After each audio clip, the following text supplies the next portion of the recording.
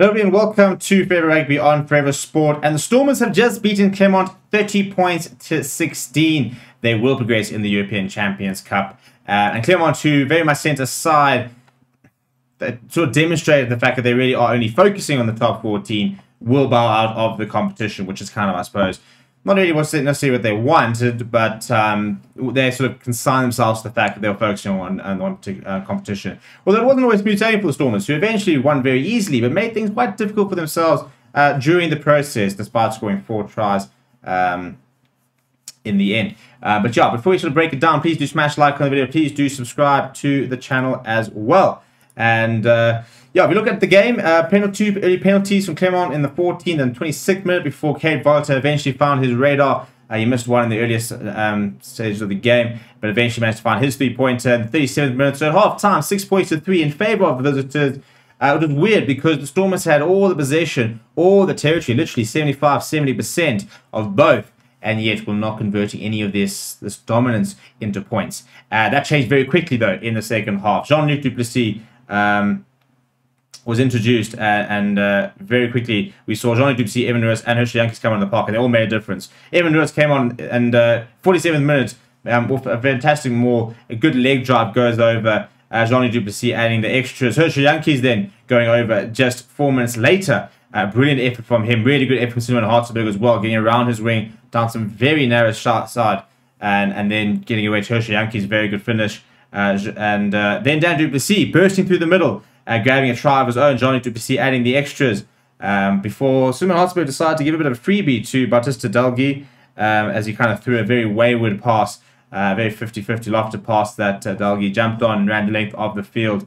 But Storm was doing very well to hit back almost immediately. Dion Free going over in the 63rd minute.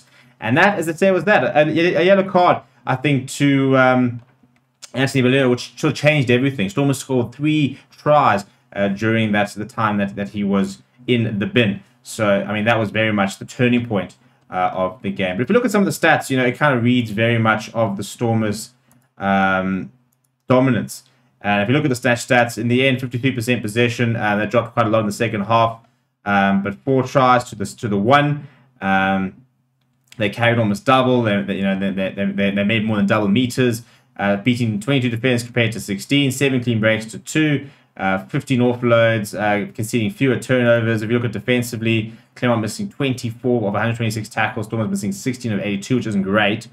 Yeah, if you look at discipline, for example, Stormers seeing 30 penalties, Clermont 11, so not much in it. I thought the Stormers set piece lineouts still need a lot of work. The scrums were alright, wouldn't always get reward for that, so they want to do a bit more from that. If you look at some big performances, though, from the Stormers, I thought that Stephen Kitzel was characteristically really good. Joseph Dweber was nice and physical.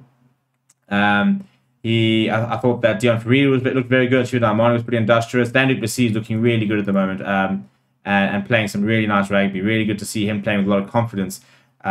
So yeah, I thought that Cape Volta struggled a little bit at fly half, but really good to see Herschel Yankees come on and almost change the game, actually.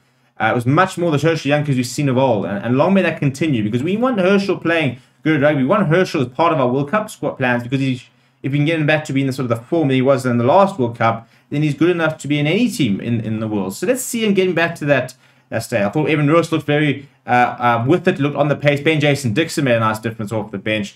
Johnny Duplessis, for example, I thought looked very good, and I think it's a genuinely good fly-half option for the Stormers, despite having not played a lot of rugby this season. Let me know what you thought about the game down in the comments below. Please do smash like on the video and subscribe to the channel as well. Thank you very much for watching. My name is Steven, and I'll chat to you soon.